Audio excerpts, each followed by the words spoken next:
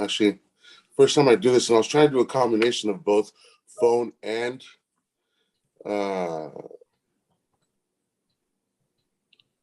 let's see here. All right, take your time. I appreciate that much. I'm looking for our. There they are.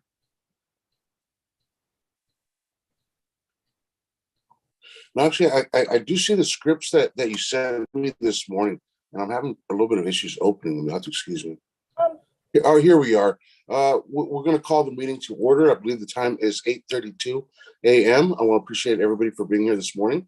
Do want to do it, and actually and I believe I read the government code before we call the order. Is that or the roll call? Is that correct? That is correct. Thank you. Perfect. So I'll read a little legal disclaimer here.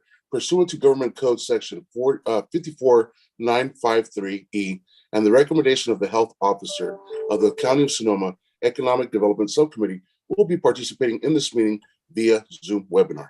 Members of the public may view and listen to the meeting as noted on the city's website and as noted on the agenda. Let me see.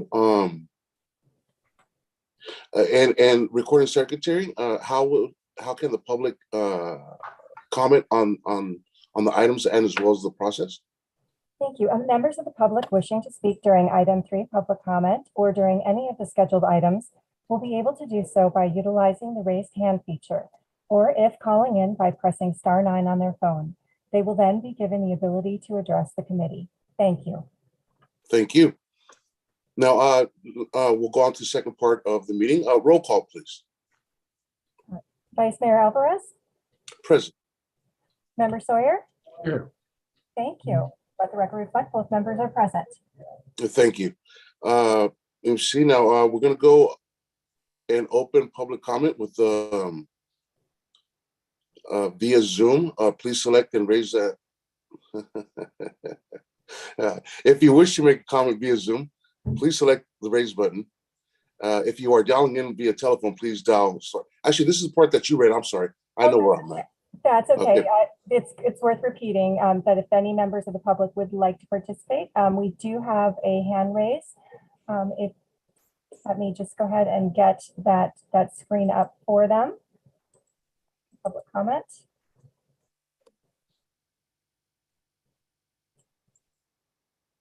And Mr. Hightower, you should be able to speak. And if you could just confirm your ability to see the timer on the screen. Yes, I see it. Wonderful. We'll go ahead and get you started. I'm just happy to be at the downtown subcommittee meeting and can't see Eddie Alvarez's screen, so I'd like to see that. Turn it on, please. Thank you. Let me fix that. Absolutely, sir.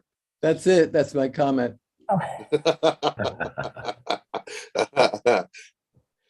And actually, my screen should be on. I'm seeing that go. I do have it on. Oh dear Lord. You're there now. Okay, so it was on. That sir was beyond my technical abilities, but I do appreciate the heads up on letting me know that my screen was down. Oh, actually, you know what it is? It's actually me switching from the agenda back to the Zoom meeting on my iPad device. So you have to excuse me on that. I'll actually go ahead and turn on my agenda on my, and I believe I might have gone off on the screen again if that was correct. That is correct. Okay, so it's me switching back from my agenda to my screen. So I'll go ahead and put the agenda on my phone so I can actually be on video. And I do appreciate the heads up on that. 3.1 parking, and I'll just write this real quickly here. Now, let me see here. And I should be back on, right? You are. Hopefully you guys missed me while I was gone. Well, the first item of business is 3.1 parking lot. We have Alan Alton. Now, I believe, actually, it's unlike city council meetings where we have a public comment prior to the item. I believe first we present and then afterwards we go to questions as well as public comments. Is that correct? That is correct. Perfect. And Vice Mayor, Yes, these are comments from the public on items not on the agenda. Oh, very well. And do we have any other comments other than the first one that we received? We have no additional raised hands, nor were there any email comments. for Emails, this meeting. perfect. We'll go ahead and close the public comment for items not on the agenda, and we'll proceed to item 3.1, presented by Mr. Alton. And Chair, if I may, real fast. Yes, sir. Alan, our Deputy Director of Finance, will be providing an update related to parking or the parking program. He was scheduled to give this presentation back in December. The presentation has been revised, and because we skipped a couple of meetings, unfortunately, I'm very delighted to, have Mr. Alton here on the call. So welcome, Alan. Thank you.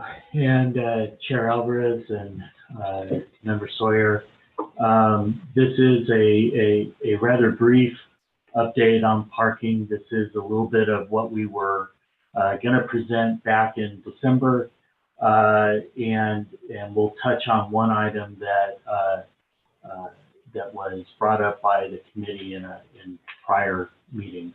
So with that, we will move on to the next slide, please.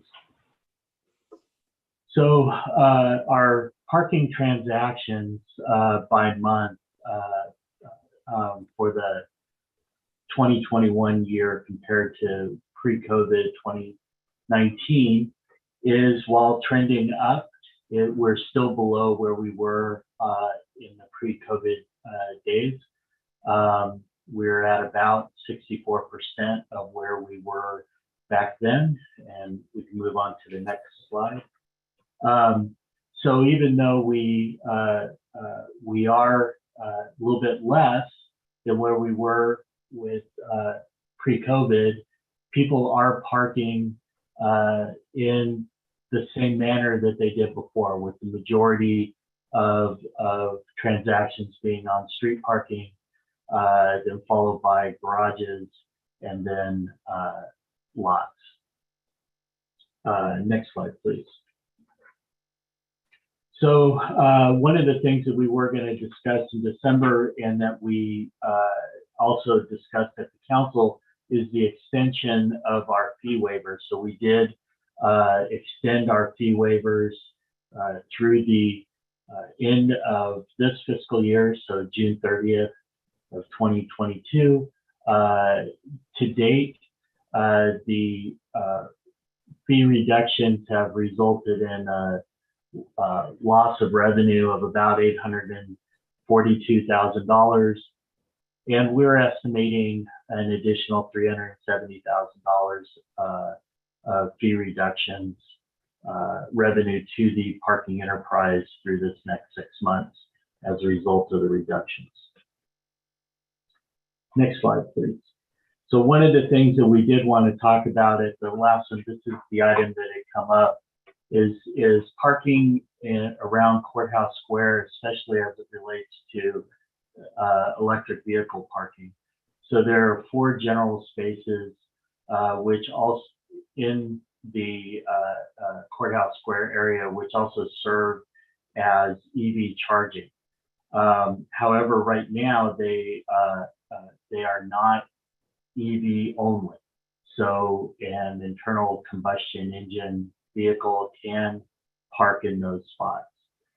So the request that we understood was to make those spaces EV only, to allow for charging at times by the EV vehicles. I have walked this area, and you do often see folks with non-EV vehicles in those spots. So this will free up those spaces for electric vehicles and to allow the charging. We are prepared to have this conversion completed in March of this year, so next month. It will, I should add that the parking spaces around Courthouse Square, that is there's a lot of demand for those parking. This will take spaces for non-EV vehicles, non-electric vehicles out of rotation for that parking. However, it will provide the spaces for people to charge. And with that, that is all I had in terms of an update. I'm happy to answer any questions should you have them. Thank you, sir. Member Sawyer, do you have any questions for Mr. Alton?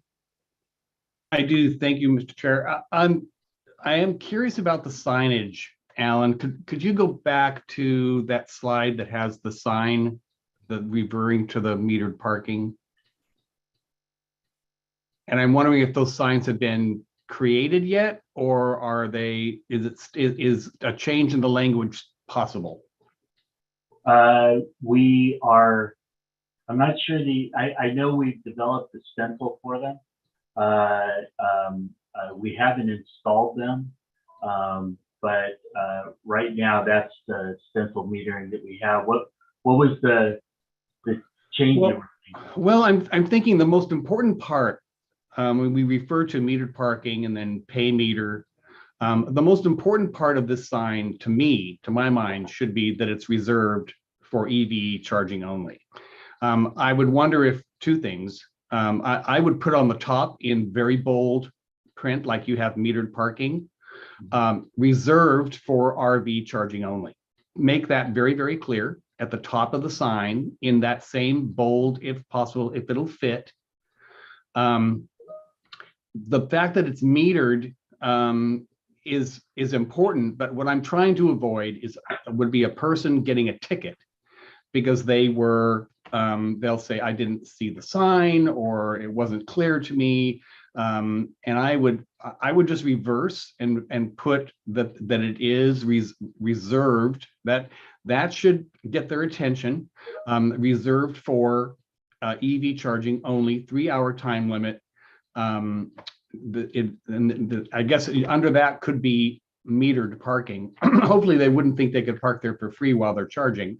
And the other issue, so it's a detail, but what I'm trying to avoid is a misunderstanding so that we don't have complaints from people that didn't get it. We always get complaints about parking. So that, and then what would be the possibility of making that sign red as opposed to white with black print? Just as because it is new, and it's a new concept, and I don't know what the fee is going to be if someone is parking there inappropriately, but if it's sizable, especially, we need to highlight it. We need to make it clear in no uncertain terms the conditions under which the person can park there. I know it sounds elementary, but in my years, I've discovered that you can never be too clear on restricted parking. So that would be my comments. The color of the sign, and then reversing the language to emphasize that it is for charging only. Sure. So a couple of points that I want to make out that I didn't before, so I apologize for that. Not only is it signage, but it's also ground stencil. So we're going to paint on the ground in those spots, which should make them even more visible that this is for EV only. But your point of reserved for EV versus the metered parking up front is a point well taken, and I'll talk with our folks about that. Relative to the color, I don't know that we have any limitations there. I will check with our sign shop and see. I do know that in some cases where we have a change in signage or a change in whatever, whether it's a Conditions. We will throw flags on it, and then that alerts the people that there's a change in the signage. I've seen that with speed limit signs and and stop signs as well. If they change conditions, they're pretty clear about it. Right. So so those are a couple of things that I can look back and we can report out. I can send an email to the committee on those to follow up on them. But I think that one, the ground stencil is going to help a lot to make sure that people are aware that these are EV only.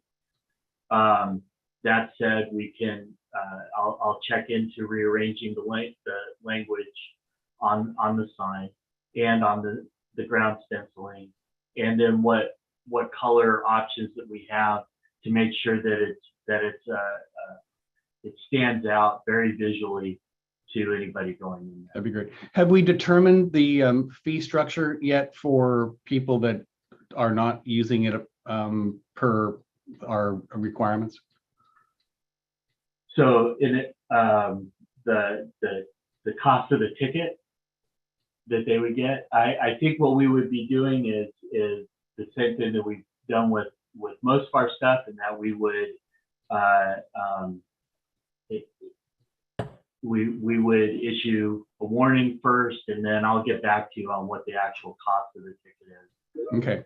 I think it's a $35 or $40 ticket. But I need to double check the exact in the ordinance exactly what that amount is, but right around that $35 to $40. If I'm not mistaken, isn't that the fee for for parking over the metered amount for an expired meter? Yeah, it sounds probably. I would imagine that it would be around the same. I think it really jumps up when you're looking at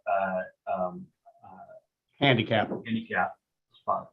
Yeah. Okay. I'm comfortable. I mean, I like the idea of the warning. I think that'll take care of a lot of angst, and it's always nice to be able to be user friendly whenever we can when it comes to parking, because we certainly hear our share of complaints about that. And regardless of the reality, I mean, we try as hard as we can to make it really clear, but we have had a number of changes to our parking program and meters over the last number of years. So I'm just trying to avoid confusion and making it really clear so that people coming downtown are really understand what their responsibilities are.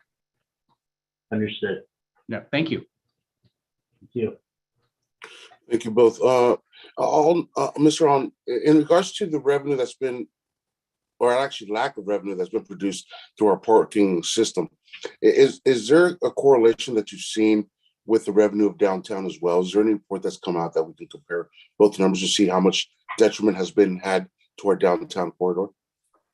Yes. So I would say that what I showed you there was just the revenue that was lost specifically related to the fee reductions that we can track. That said, the enterprise as a whole, due to COVID, has also lost revenue even more than that, right? So it is, the way I would put it is this: as the downtown area has been affected by COVID, the enterprise, which is also a business in the downtown, has also suffered those same revenue losses. I've asked our sales tax consultant to start doing geocoding and isolating the downtown area. So that's going to tell me sales tax amounts there. So we hope to get those numbers hopefully by our next quarterly update with them. So it's just another data point that goes into trying to track what we've lost economically due to the pandemic. Very well, thank you, and I do appreciate that. Do we have any more questions for Mr. On? Sure. No, before we move on, Vice Mayor, I do. Could you go back to the slide, Alan, that shows the? I was confused.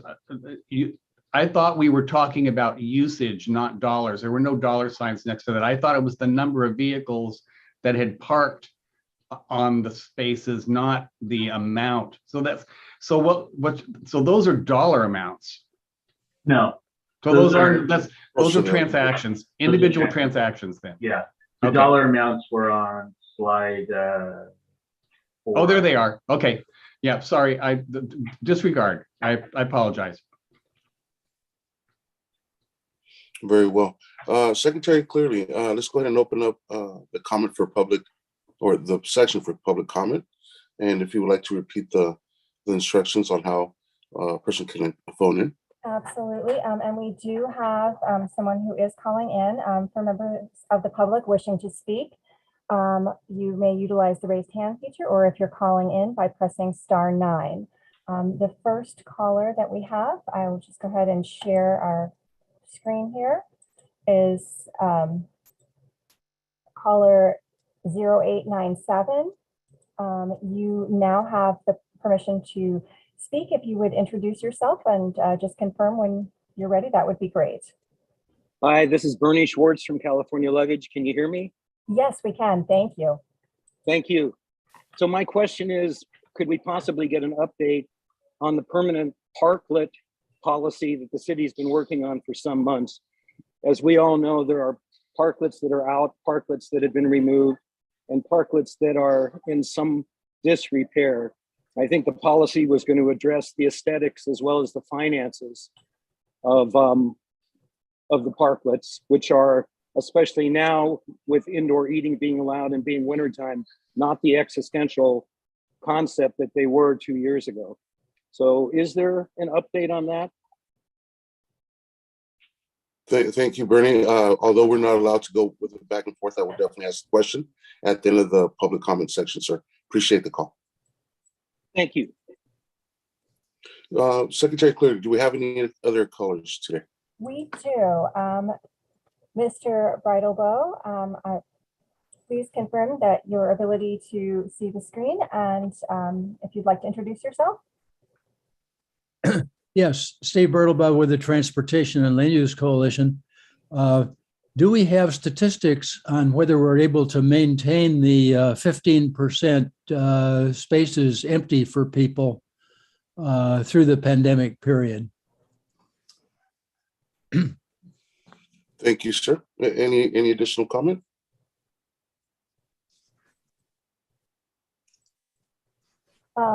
I think that is the last public comment that we have. Thank you. Are there any emails or voice messages? We have no voicemails or emails for this meeting. I appreciate that much. Let's go ahead and close the public comment on item 3.1 and go ahead and bring it back. Now, I did hear the question of an update on permanent parklets. Is there anything available for the public on the item? I believe there was a sunrise with the permits on the parklets, if not mistaken. So there is an item coming up for council in March regarding that topic. Let me see if I can.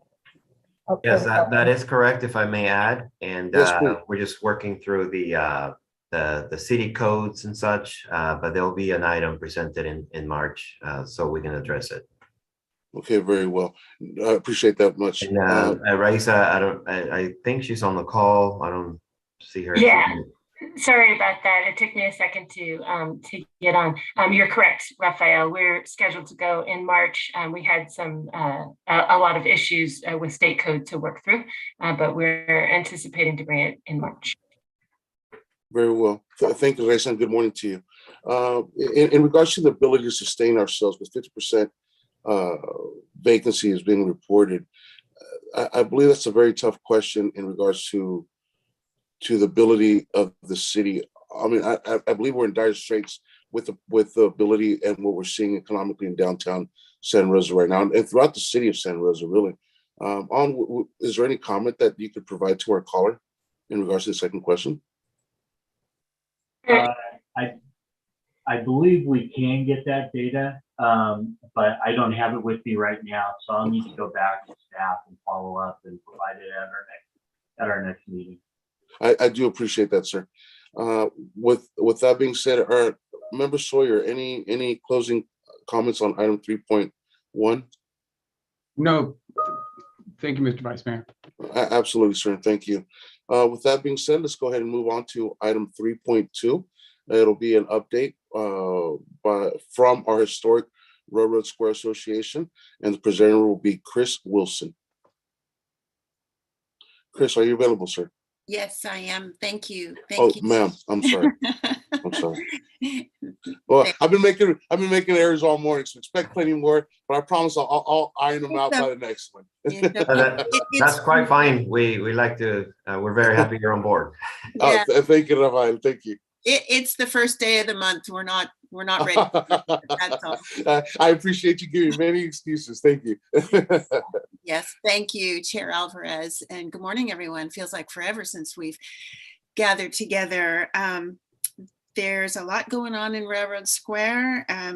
Last year, most of our focus was on security and street cleaning and things that needed to be done. And we continue to do that. But this year, a lot of our focus is going to be we have many projects going on that'll be more visual, which is real important for our business owners and our property owners to see things going on that's more visual improvements to the area. Graffiti continues to be an issue down there.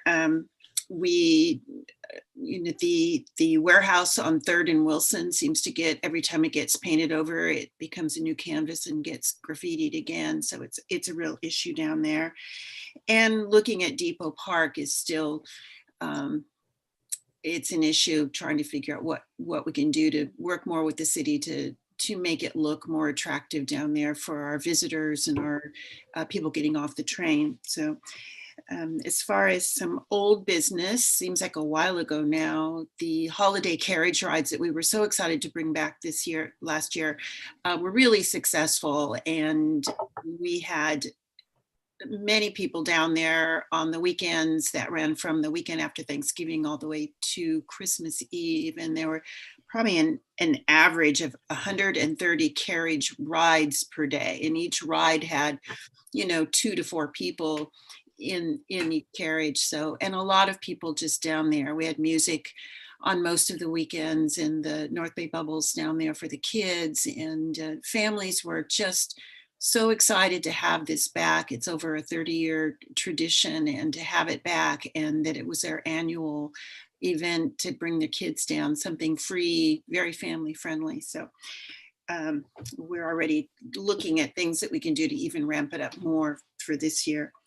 But as we move forward, one thing's great to report is there's only one retail space vacancy right now in Railroad Square. We have 2 new businesses. One is the Princess Bride that's opened on 4th Street. It's where Three Monkeys thrift store was. It's a really large building. She's really excited to be down there. It's bridal wear and formal wear, and she's got all kinds of enthusiasm and ideas to host some events and things down there. So that's exciting. And then across the street from that, where Jack and Tony's was, that has been leased. A new restaurant will be coming in there. It's going to be a little while because there's a lot of refurbing to do in there. So it just leaves us with 1 vacancy right now, which is pretty exciting in these times. I move on here. Our annual report was submitted. We're looking at working on the website, updating our website. It really needs a refresh, so some focus will be there, and marketing. Events, looking at a music festival, bringing back a music festival in June, and then also a possible car show that would be on 4th Street, possibly the 1st of May. They're still trying to pull it together, but looking at some fun events to get started back down there. And we're increasing our marketing efforts and our social media, really looking for the visitor center to be open soon, hopefully. it's really important as people are getting off the train and down there and they're wandering around looking for places to go and direction. Where it's anything that can be done from the city's end, we really like to see that get open again. As I mentioned, graffiti has been an issue. Our nighttime security continues, and it's been really successful as far as keeping transients and some of the encampments out of the area.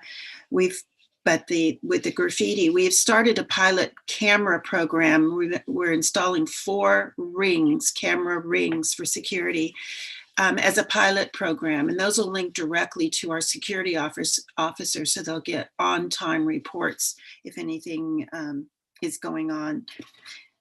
So that's in process now, and I really want to as we move into then the next wayfinding signage, which is moving forward, thanks to Gabe Osborne and his team working on getting the wayfinding done. Right now, we're getting the placement map and the artwork with the sign design that's being submitted to this city, and move that together so that maybe it will be a pilot program that the city may want to tag on to what we're doing, but be watching for that.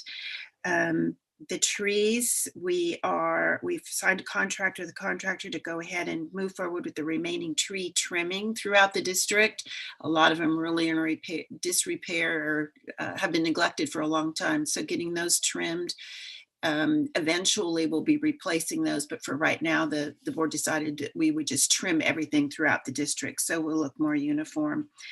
The sidewalks down there continue to be an issue that we're looking at. We've created a little ad hoc committee to really look at those and look at maps, and Raphael's helping us with that. Let's see, lighting. We were able to get the trees wrapped in Depot Park. We're maybe adjusting those bulbs that are down there. If anyone's gone down there, they didn't quite turn out the way we liked, but it still was wonderful to have the ambiance and lighting down there. And we really want to continue that lighting in the rest of the district so that we have that warm, welcoming sign, and also for safety. And let's see, I think that is about all. We have our 2022 slate of officers, which is Mike Montague as president, Hugh Futrell as vice president, Marianne Neufeld as treasurer, and Dee Richardson as secretary, and Dana Irving from Aroma has joined our board. So with that, unless anyone's got any questions, I think that's it.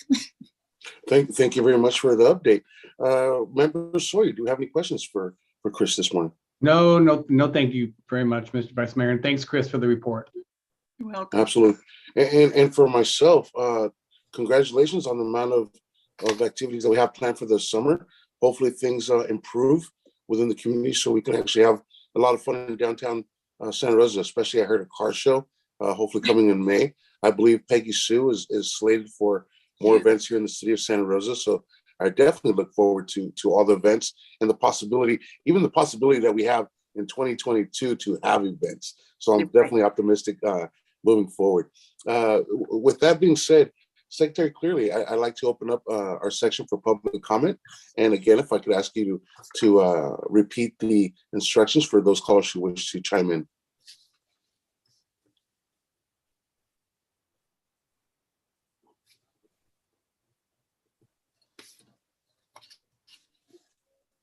Secretary Clearly, are you available?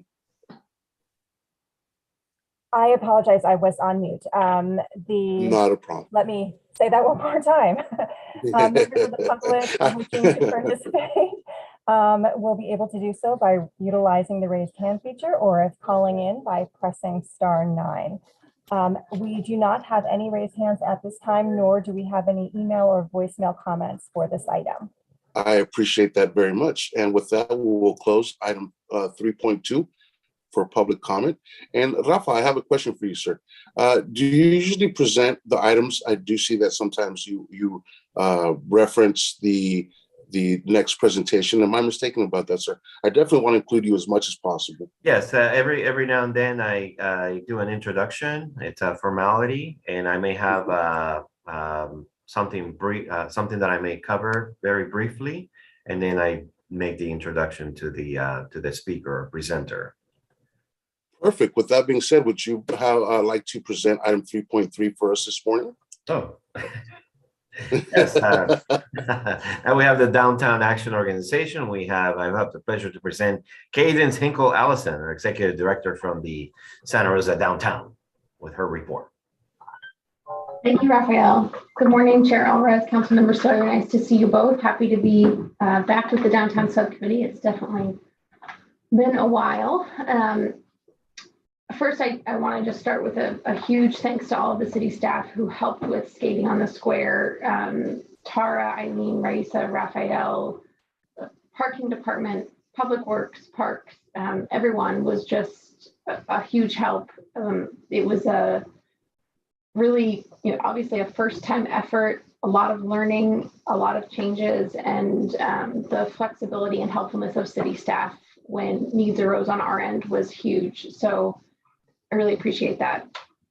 It feels like a long time ago now, but really wasn't.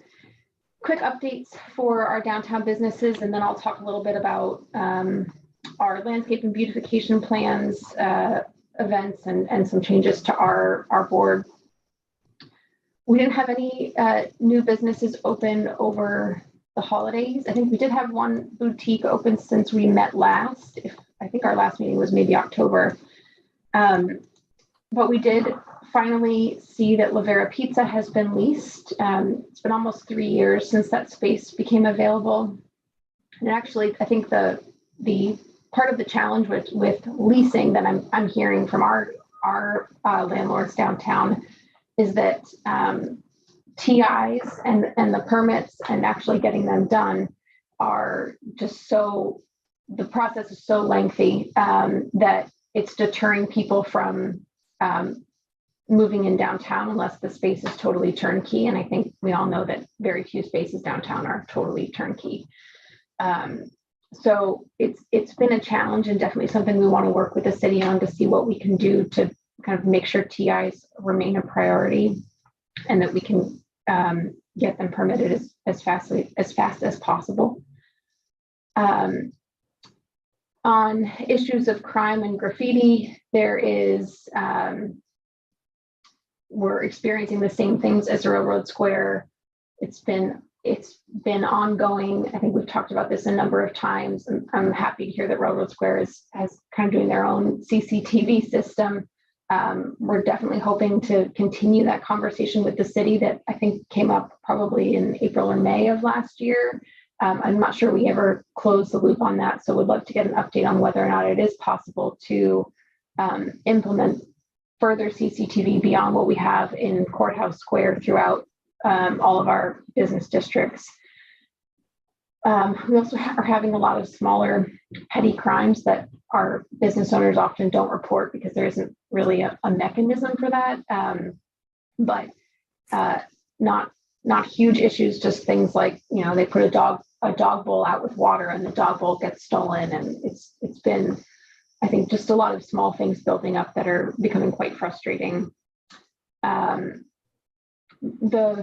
The homeless population downtown has definitely been increasing. We've been seeing those numbers rise as far as our Street Plus interactions with the homeless population, which is something that we track. It's been a pretty big challenge. I think we have a lot of folks downtown who desperately need some more help than we can provide. So we're excited to be working more with the city and all the new programs to hopefully address some of that. Our Street Plus team, I think we are fully staffed technically at the moment. They did a fantastic job of supporting the rink this holiday season amid everything else going on downtown. Our business owners, all their needs, dealing with graffiti, cleaning, landscape work, all of that. So we're grateful to have them continuing to work hard in what was definitely a very challenging year. On the landscape and beautification side, I know we're getting an update from Parks But definitely wanted to say big thanks to James for working to get some of our longer standing courthouse square challenges addressed. So looking forward to getting the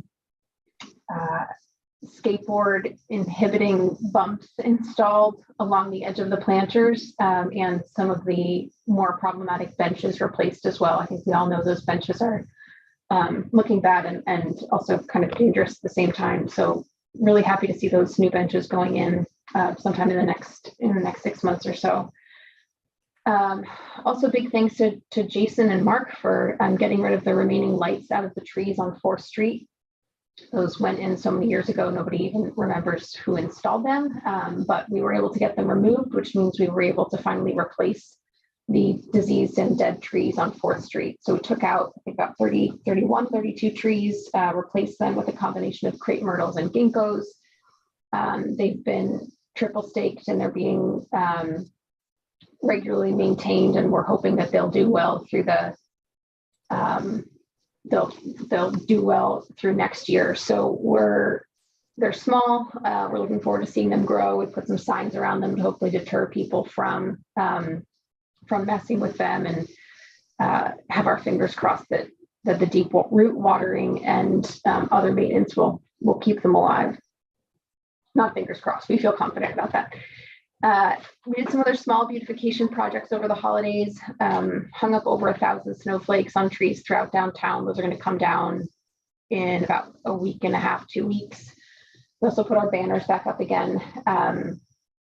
And we added some lighting, which is, that project is not quite done. We do have more lighting going in. We're just waiting on the delivery of those additional spheres. So we got a lot of really positive comments on those, and we're just dealing with a supply chain, all the other issues everyone's dealing with to get those products here.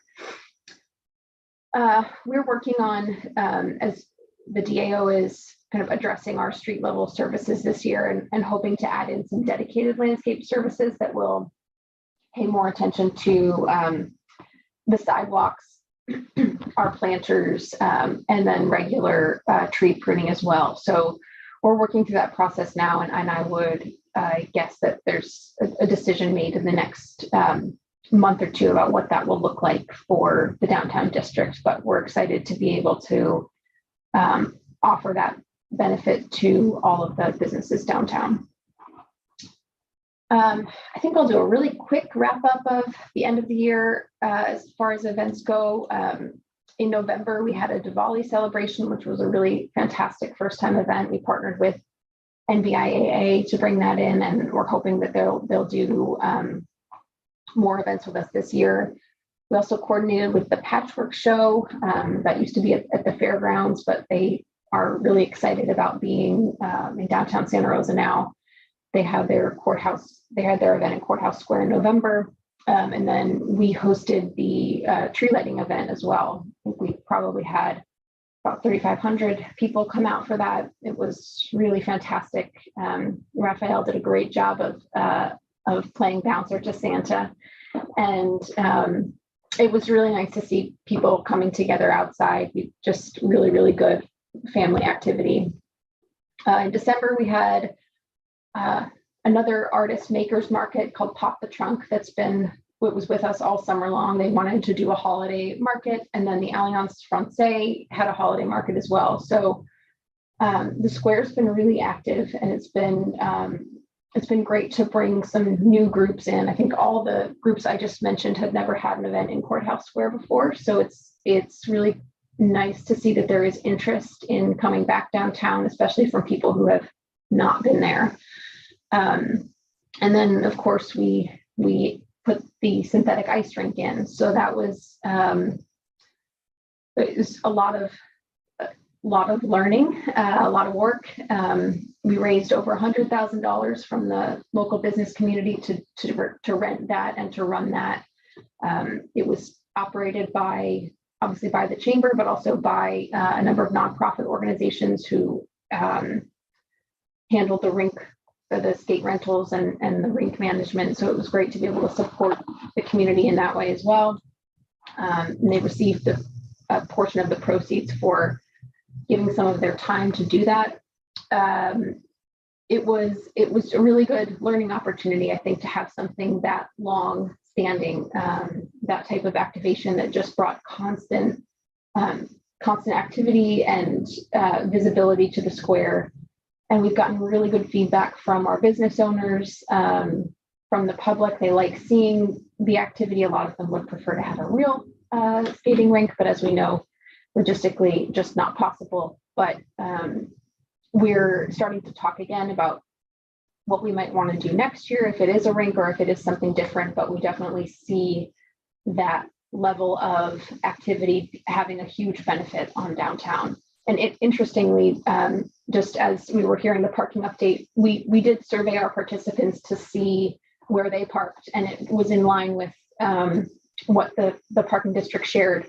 We had, I think, over 30% use the garages, and I think 40 to 50% used the streets, and then a smaller percentage in the lots and didn't drive. So that's interesting to see, especially as we have a lot of our skating time actually came outside of paid hours, but it was definitely good to be at least driving people to the garages. We are, as we're thinking about this year, we've had a lot of interest from groups that were with us last year that want to host events again. It looks like SoCo Market's going to be coming back. Pop the Trunk is coming back. We've got another Makers Market, Local Roots, that's just getting started. They'll have their first event in March. Patchwork Show is coming back. Alliance Francaise is coming back with a Bastille celebration. So we have a lot of interest in utilizing Courthouse Square this year. So we're excited to be partnering with Tara and the city to really be activating that space and helping to manage it in ways that support our community and our downtown businesses. We are also working on some signage and marketing we've got some dated posters up, but we're trying to be able to have posters that will reflect the upcoming events. So make that a little bit easier for us to manage, so that people can, when they see the posters, they'll know what's coming up downtown or where to find information about what's coming up. And then we also have some other signage just to replace some of the dated things that are out there. I think Tara will probably touch base on a couple of the other events that are on the way, but it's definitely shaping up to be a very busy spring and summer downtown. We're starting to talk about our summer series with movies and music, and it's going to be active and very exciting. Our board did just elect 2 new board members. So Chris Denny and Don Tomasi have joined the board. Our executive committee will be voted in this month's meeting. And then the board will also decide on annual priorities and focuses and a work plan, which I'll look forward to sharing with you at our March meeting. I think that is the end of my report. Thank you very much, and it was very good to hear from you. It's been a while, Keynes, and hopefully now that I've been appointed to this position, we can sit down for a distant cup of coffee or tea. So I'm definitely looking forward to something of that nature and being able to catch up. And I do want to thank you for the ice rink, amongst many other efforts in downtown Santa Rosa. I know that I had the opportunity to enjoy the little ones, my niece and nephew, roaming around and doing what they do on ice. So it's definitely something that was out of the norm, but I believe that's the beauty of it, especially seeing ice rink or mini ice rink in downtown Santa Rosa. So definitely congratulate the folks of Santa Rosa for thinking outside the rink in this sense. Member Sawyer, do we have any questions this morning? Your mute is on, sir.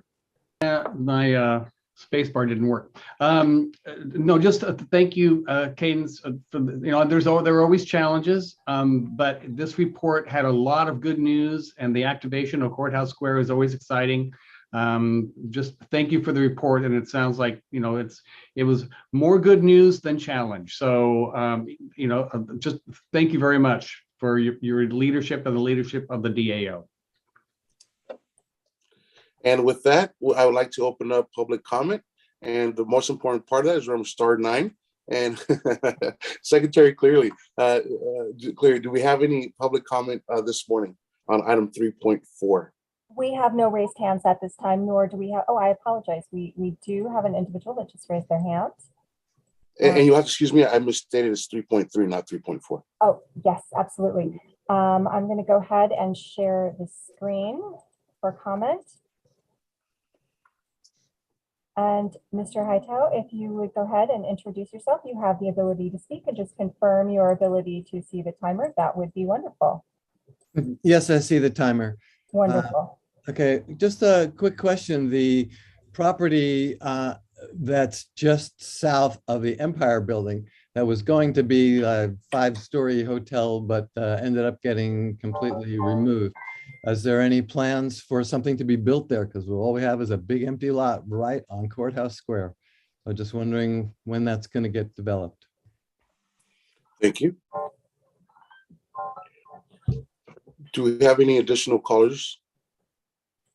We have no additional raised hands at this time. Emails or recorded messages? We have neither. I appreciate that. With that, we'll close public comment for item 3.3, and we'll be bringing it back. And I have noticed the open spot near Wells Fargo Bank near West 3rd or on West 3rd. Are there any current plans, the developer or timeline on that project that we know of? I don't have any updates to share on that project right now. I appreciate that. And if I find any new information, I'll go ahead and report back during next month's meeting. I would appreciate that greatly. Any additional questions or comments, Member Sawyer? No, thank you, sir. Absolutely. With that, we'll close item 3.3. We'll go ahead and move on to item 3.4, which is the maintenance of Courthouse Square. And this will be presented, an update presented by Tim Finnegan. Yeah, actually, sorry, Chair. Oh, yes, we have a change of guard. Okay. We actually have James Castro presenting for Tim, and James is the street maintenance supervisor. He'll go ahead and provide that update. Welcome, Perfect. James. James, good morning. Happy to have you, brother. Good morning. Absolutely. Thank you. My name is James Castro. I'm the park superintendent, and I've got just a quick updates on maintenance for Courthouse Square. We've been doing some internal restructuring of park maintenance, and what that includes for Courthouse Square is we have a new senior down there who's going to be overseeing the maintenance. We will be our restructure. We're more fit to realign with council districts. We now have a senior position in all council districts so that the maintenance across the parks will be equal. As Cadence mentioned, I was asked to bring to this committee, we're trying to put skate stoppers. I know these are hard to see, but these are skateboard deterrents that we would like to install downtown. We have them in hand, but there was a question that maybe it needed to be approved by this committee before installing them. So I wanted to check in with you folks to see if that was a thing. If not, we're ready to install them. So maybe at the end, you guys can let me know. Also, we are replacing the benches in Courthouse Square. We've got 3 on the way. There's about a 12 to 14 week turnaround time. And so as those come, it'll be probably 3 at a time, and we're gonna get them all replaced. It's a similar design to the benches that Cadence and her team put in. It's a slightly different design of the flat benches that are there. They will have armrests on them, and the metal material will run in a different direction. It'll be more horizontal versus vertical to deter the skateboards from actually using them. In addition to that, we are working very hard to convert our power tools over to electric. Courthouse Square is kind of our guinea pig on that. So we've got electric blowers and hedgers and whatnot to reduce our carbon footprint. And that is my quick report. If anybody has any questions, I'm happy to take them. I appreciate that much. But Councilman Sawyer, would you have any questions for No questions, perhaps a comment on the skateboard protectors. It's nice to see something that's less utilitarian. It still gets the job done, but it has an aesthetic that is pleasing. The leaf pattern is the first time I've seen that. I've seen other ones in larger cities, but I think the leaf is a nice change. It's unfortunate that we have to go through that we have to spend the money, but that's the reality. So sometimes that's just, we don't have any choice. But I think that is a nice substitute to the more the basic deterrents that have been used in the past. So thank you. That's just one person's opinion. Thank you. And for myself, I would ask you who the new senior administrator is for the department. So he's our senior maintenance worker. His name is Brandon Keck, and he's going to be basically like our foreman that oversees the maintenance that goes on down at the square. Still overseen by Tim Finnegan, the Parks Crew supervisor, but Brandon Keck is more of the boots on the ground. Very well. And in regards to the stoppers, the skateboard stoppers, I believe they would be, and please correct me, Member Sawyer, I believe it would be correct for us as a subcommittee to present the change to our colleagues as well as the council, opposed to us making that decision here today. Would that be a correct assumption, Member Sawyer?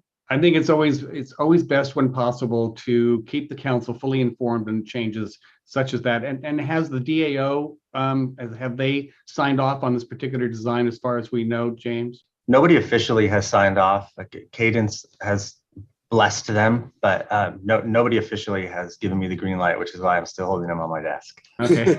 Well, I think you're right, Mr. Vice Mayor. It would be a good idea to inform, assuming that that we both agree, and we can make a recommendation to the council would probably be a prudent way of moving forward. Very well, and we'll go ahead and if we have no further questions, I'd like to open up item 3.4 for public discussion or public comment. And then once we bring it back, hearing from the public, if there are any comments, we should definitely vote or bring our minds together on the item of the beautiful design. I must tell you, as a jeweler, I can only imagine the casting process for the leaf, and being that we are in Sonoma County, having the oak leaf with the acorn is very fitting. Very fitting. With that being said, I'd like to open up comment for item 3.4. Secretary, are there any comments for us this morning? There are no hands raised at this time, nor do we have any voicemails or emails for this item. Perfect. Thank you very much. With that being said, I'd like to close public. Oh, Chair, Member Sawyer, unless we have any, say that again, please. Secretary, did I cut you off on your last comment there? No, I was just, you cut out for just a second and I wanted to let you know. Oh, perfect. Thank you very much. We both cut out on that one. You'll have to excuse me for that. Hopefully you can hear me. We just go ahead and closed item 3.4, went ahead and brought it back. And I was asking Member Sawyer if there was any additional questions or comments on 3.4. Nothing additional. Thank you. With that being said, Member Sawyer, how do you feel about the design as well as moving this item to our colleagues on Tuesday, which I would be informing them? Yeah, I would very much like to move our agreement to recommend to the council the design that was offered by Mr. Castro this morning. Very well, and I do agree with that. So on Tuesday, I will be presenting this. Actually, I should say on our next council meeting, as apparently we have a couple of changes in our current one today. So yeah, it would be on the 15th. Thank you for that. That would be on February 15th, where I will present this to our colleagues and hopefully get their blessing to move forward with the beautiful design that's been presented to us this morning. With that being said, I believe we can now move on to item 3.5. And let me go ahead and open up my phone. Luckily, I don't have to go off screen anymore. And James, do want to appreciate you presenting that today. So thank you very much, sir. 3.5, public safety update. And Rafael, do we have Tim Barrett on Sergeant Tim Barrett from the San Jose Police Department this morning? Chair, if I may, we do have a slight change. We actually have Sergeant Lucky presenting on behalf of Sergeant Barrett, and he will be providing our update on activities around the downtown as they pertain to Santa Rosa Police. Welcome, Perfect. Sergeant. Hi, thanks, Rafael. My name is Josh Ludke. I'm Sergeant, Santa Rosa Police Department, obviously. I'm taking the place of Tim Barrett as of yesterday. I will be now supervising our downtown enforcement team. Just really quickly, I've had the opportunity to work with some of you. I've been with Senator Elizabeth for about 25 years. I'm currently also supervising our traffic division, our accident investigators. I also supervise our incident management team for special events and traffic enforcement. Yesterday was my first day in Tim's position, so I'm looking forward to getting up to speed with the rest of the downtown enforcement team and working with some of you. As far as updates, yesterday I attended our HAT meeting, and some of the things that I can report are that we've had some challenges with bed space at Sam Jones due to COVID exposures, COVID positive cases. As of yesterday, I can be happy to report that there was no new positive cases, and so we're hoping that we're nearing the crest of those cases and be able to start accepting more folks into Sam Jones.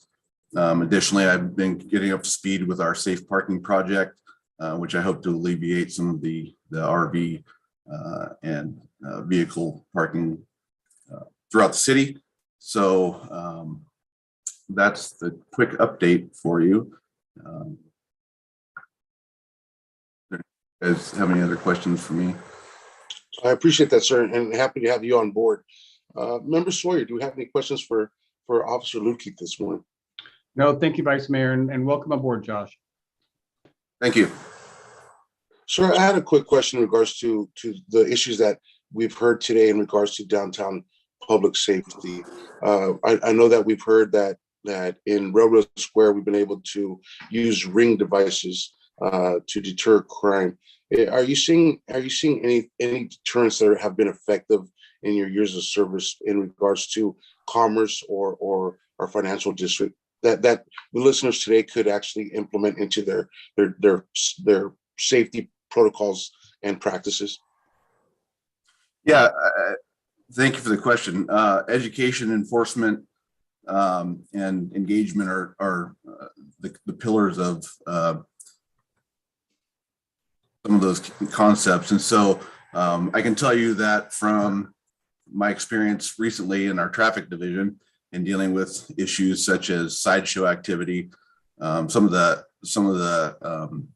response that we've had were educating the public, creating a space for communication, for complaints, and then working with our other stakeholders such as our traffic engineering for the installation of bot dots, combination of enforcement and technology, using technology to help combat the crime issues that we have. I like the idea of the camera systems that are being talked about. I'm interested in learning more about camera systems being installed in the downtown area, especially Courthouse Square.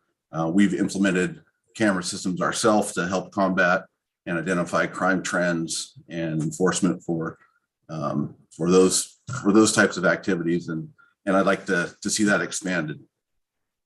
I appreciate that, sir. Member Sawyer, if we don't have any additional questions, I would like to open up this section for public comment on item 3.5, public safety. No additional questions. Thank you. Thank you, sir.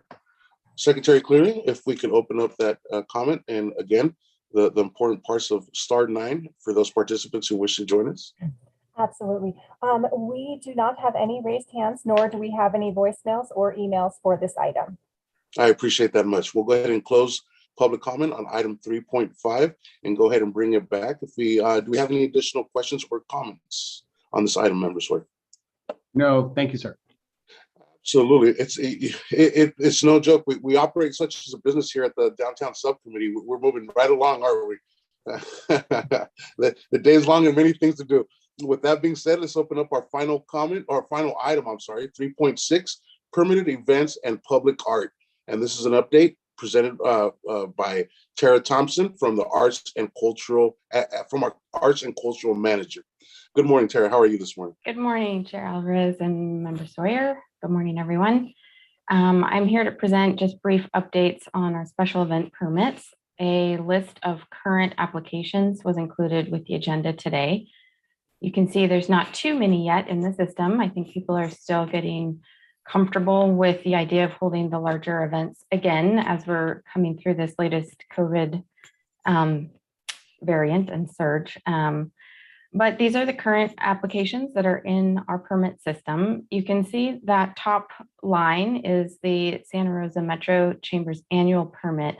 As you heard Cadence give an update on all of the activities planned, this is a new kind of agreement that the city has with the Chamber of Commerce, which essentially issues a blanket permit to the Chamber of Commerce for activities in Courthouse Square, which are managed under them.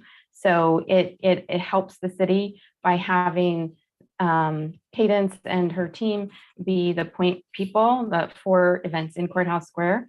And so all the events that will be happening in the square that don't also include various other road closures will fall under this blanket permit. The city is still involved with the amenities and support for those events, but it will be handled under this blanket permit. The rest of the items you can see on this list are all the other various events we have permits for in the system currently in the downtown area. And I'll just point out, new to downtown in 2022 will be the human race. Previously, the event had been held out of Slater Middle School and used Howarth Park, Spring Lake area for their routes. And so we'll be welcoming them down to Courthouse Square and using the same 5K route that the St. Patrick's Day race has used, or that the Turkey Trot used this year, which goes down the Creek Trail and then back to the square. I'm sure this list will be expanded. And so by next month, when we do another update, there'll probably be more applications on the list, but I wanted to answer any questions about this first, if there are any, and then I would be happy to go on to the arts update. Member Sawyer, do we have any questions for Tara up to this point? No questions at this point. Just congratulations on coming up with a blanket permit. I think anytime we can make it to simplify our permit process, but it also sounds like we're not compromising anything by doing this. It just makes it, it's a prudent way of dealing with a group that has numerous needs for permits throughout the year. So good job on putting your heads together with the chamber and coming up with a good solution. Thank you. Absolutely. And to echo your statement, I'm working with Cadence on the Metro and really putting everything under one umbrella definitely creates efficiency and as well as putting the efforts together. So absolutely. Tara, with that being said, if you'd like to continue. Great, thank you. So for the public art program, I wanted to provide updates on the two main projects that we're working on in Courthouse Square. One is for the Unum sculpture that was approved by artist Blessing Hancock. This will be placed at the north end along 4th Street of Courthouse Square. As you may have heard and received emails and seen in the newspaper, the Art and Public Places Committee had a special meeting on January 10th to take action on the recommended words and languages for this sculpture, which will include words all over the stainless steel surface that you'll be able to see during the day and at night. It will be lit from the inside. And during that meeting, the committee took action to approve the recommendation. However, in response to inquiries regarding the process to review or appeal decisions made by a public board, it was actually discovered that the original motion to approve failed because there was only 3 affirmative votes. 4 affirmative votes would have been needed because the majority of a full 7-member committee is 4. So the actual committee has 6 members currently with 1 vacancy, and at that meeting, only 4 were present. So given this new information, the item will be again placed on an upcoming agenda for consideration. Details about the upcoming meeting will be posted online as soon as we have a date set. As the original motion failed for this item, there's also an opportunity to provide a slightly modified staff recommendation now. So after careful consideration of the process through which the original languages were identified, it is now recommended that the original 15 languages spoken in Santa Rosa be expanded to the top 30 languages spoken in Santa Rosa, still using the same U.S. Census Bureau data that was originally used. This allows for more inclusivity while respecting the original process and the original data that our advisory group recommended. So again, this item will be on an upcoming agenda with the date to be set very soon, probably before the beginning of next month. The other update I have to share is on the Asawa art panels. A site visit to the foundry with the project conservator as well as with the Asawa family took place in December. And at that time, it was decided to use a 3D scanning mold making process. This allows for corrections and minor repairs during the mold process and does not require additional the original panels to undergo additional wear and tear from a traditional mold making process. The foundry is also working on the final engineering for the bronze panels, and a timeline is not yet set for this for the installation, but we are working on it. So those are the two updates that I have today. I'm happy to share or answer any other questions. Thank you very much for the updates. Member Story, do we have any additional questions with the new information? No, not really. Just congratulations on two pieces of good news. Thank you very much, Tara. Yeah, and again, I'll echo the same. Seeing that we're able to use the new technology on producing such a beautiful piece that really does show not only direction of art and modern art, but what technology can help us with, right? So definitely kudos on that. With that being said, let's go ahead and open up public comment for item 3.6. Secretary, do we have any comments on 3.6 this morning? We do not have any raised hands at this time, nor do we have any voicemails or emails for this item. Thank you very much. With that being said, we will close public comment for item 3.6 and go ahead and bring it back to our subcommittee. Are there any additional questions or comments on any of the presentations on item 3.6? Chair, if I may, I'd like to thank you Of course. for being on this call and joining the Downtown Subcommittee. It's a very fun committee to work with. And Councilmember Sawyer, it's great to see you again.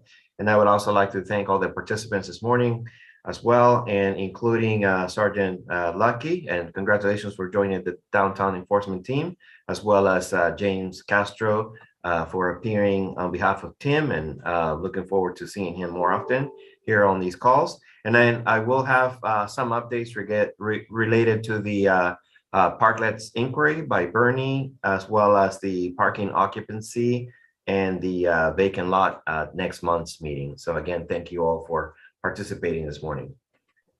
And Rafa, thank you for the support, brother. I mean, just taking down the questions from our callers or concerned citizens who have the questions and the follow-up, so we can have that information ready for our next meeting does mean a lot. So I do appreciate you taking that extra effort upon yourself to present the information. On my side of the coin, I will definitely be presenting the molds for the skateboards or to deter skateboard riding on our public